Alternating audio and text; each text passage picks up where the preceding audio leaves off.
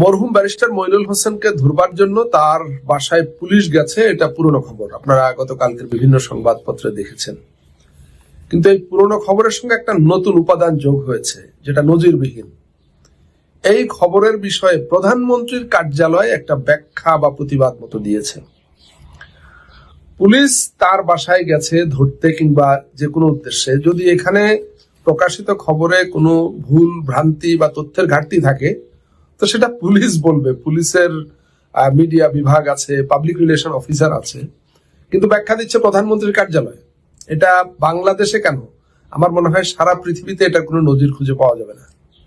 তাহলে কেন প্রধানমন্ত্রীর কার্যালয়ে ব্যাখ্যা দিল? আসলে হয়েছে কি, আমাদেরকে একটু পিছনে ফিরতে হবে।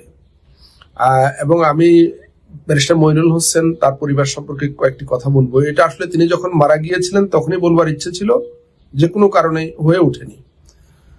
ব্যারিস্টার মইনুল হোসেনকে পুলিশ যখন তার বাসায় গেছে, আমাকে কেউ কেউ ফোন করে বলেছে যে সম্ভবত কোটা সংস্কার আন্দোলনে তার কোনো ইন্ধন আছে কিনা, বা হয়তো এই অভিযোগেও তাকে গ্রেপ্তার করার জন্য গিয়ে থাকতে পারে।